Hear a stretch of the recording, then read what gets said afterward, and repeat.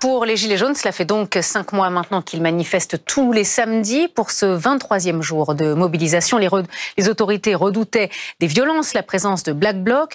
Finalement, la journée se passe plutôt dans le calme. En tout cas, en région, c'est calme. À Paris, on a assisté à des tensions place de la République depuis le début d'après-midi. Il y a eu tout à l'heure une dispersion de la manifestation par les forces de l'ordre. On fait le point avec vous, Florent Boutet. Où en est la situation à 19h? Eh bien, vous le voyez derrière moi, la police doit s'armer de patience pour vider progressivement cette place de la République, puisque les derniers irréductibles manifestants, quelque part, ne veulent toujours pas s'en aller, même si cette place s'est globalement vidée. Des milliers et des milliers de gilets jaunes qui ont déboulé ici en début d'après-midi en provenance du cortège qui s'était élancé depuis le ministère des Finances du côté de Bercy, dans l'est de la capitale, et qui s'est progressivement rapproché d'ici. Une place, je vous le disais, qui s'est progressivement vidée, même si l'ensemble des accès était totalement bouclé.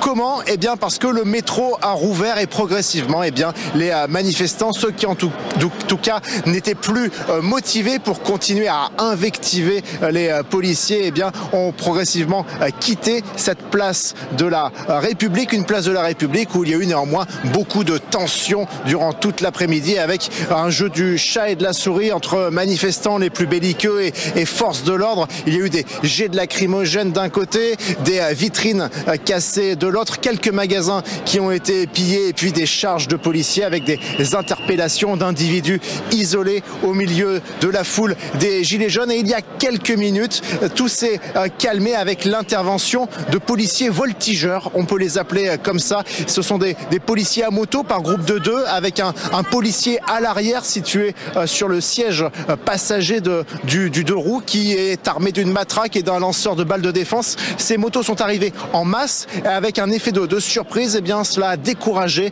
les derniers irréductibles, quelque part, qui étaient encore en train de lancer des slogans hostiles envers la police rassemblée dans un coin de cette place de la République. Vous le voyez, donc le bilan globalement est beaucoup moins sévère que ce qui s'était produit le 16 mars dernier, quand les Champs-Élysées avaient été totalement mis à sac.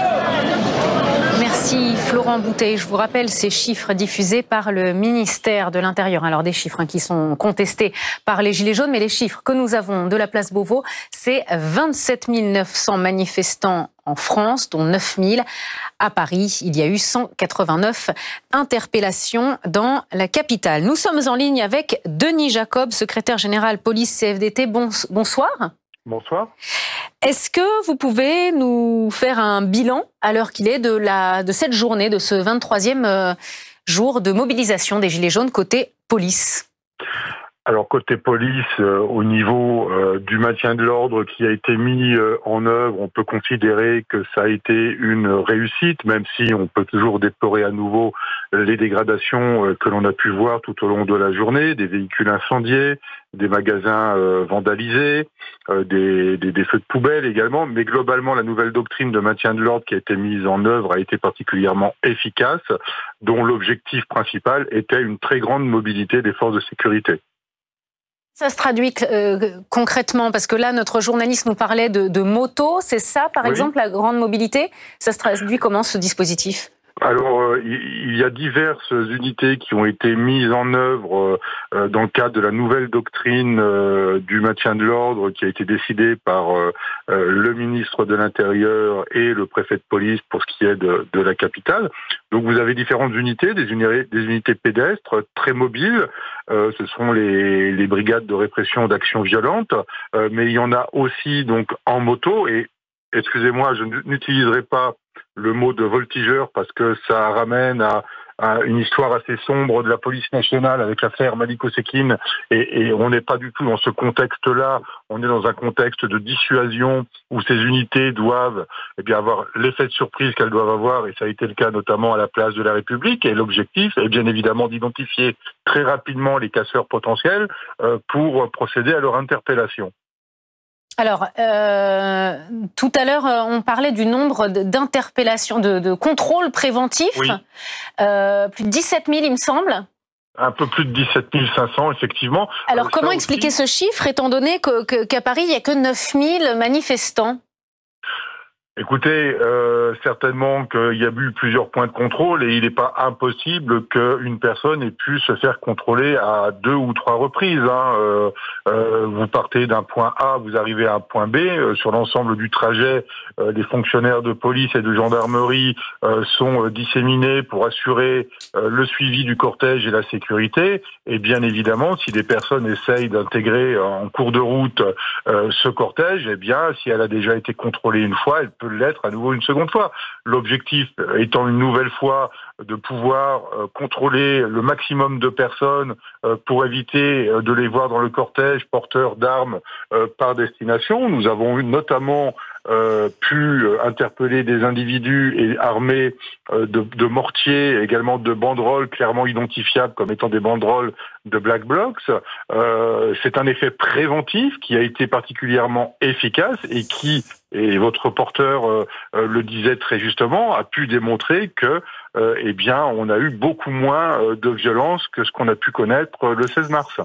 Tout à l'heure, nous étions en ligne avec une gilet jaune qui nous décrivait la situation place de la République et qui disait que c'était calme et qu'elle ne comprenait pas pourquoi les forces de l'ordre lançaient des gaz lacrymogènes. Est-ce que le dispositif était tout à fait adapté à la situation, la place de la République ? Oui, tout à fait. Le dispositif était adapté. Et pourquoi cette personne fait cette réflexion ? Mais tout simplement parce que dans le cadre du mouvement des Gilets jaunes, nous avons différents types de personnes qui sont dans ce cortège. Nous avons des personnes qui manifestent pacifiquement, qui portent des revendications qui ne sont pas contestables. Et puis, vous avez des individus beaucoup plus radicaux, de gilets jaunes, voire de Black Blocs, de casseurs. Nous l'avons connu de la même manière en 2016 avec les manifestations contre la loi El Khomri, où nous avions des casseurs et des Black Blocs qui étaient parmi les manifestants, et nous avons été obligés d'utiliser notamment les gaz lacrymogènes, non pas pour asperger tout le cortège, mais pour pouvoir neutraliser notamment ceux qui sont venus pour en découdre avec les forces de sécurité. Alors, bien évidemment, quand vous utilisez des gaz lacrymogènes, vous ne pouvez pas séparer les gilets jaunes pacifiques des casseurs, et forcément tout le monde en prend dans la figure. Mais voilà, c'est les affres de ce type de manifestation où l'on sait que nous allons avoir des individus particulièrement violents et on est obligé d'utiliser les moyens qui sont mis à notre disposition pour essayer d'endiguer ce flot de violence.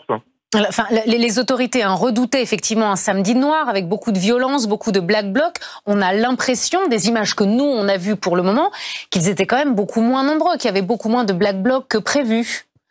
Alors vous avez vu certaines images de votre chaîne, bien évidemment. Moi, j'en ai vu d'autres de certains de vos confrères qui sont particulièrement violentes, notamment sur le corps sur le parcours qui était défini pour ce cadre-là. Mais vous avez une autre manifestation qui est partie de la basilique de Saint-Denis et dont on ne parle pas beaucoup. Et pour cause, elle s'est passée sans problème, sans heurts, sans violence. Et pourtant, il y avait de la police et des gendarmes qui étaient également sur place pour assurer la sécurité. Donc, je pense que effectivement la nouvelle doctrine du maintien de l'ordre a été particulièrement dissuasive et peut-être qu'un certain nombre d'individus qui avaient prévu de venir ont fait machine arrière. Je rappelle aussi que dans le cadre de ce genre de manifestation, nous avons le renseignement territorial qui travaille en amont sur ce type de manifestation, qui lance des alertes au niveau du ministère de l'Intérieur avec potentiellement un nombre d'individus qui peuvent être présents. Et puis le jour J, on s'aperçoit qu'il y en a peut-être moins ou qu'il y en a peut-être plus.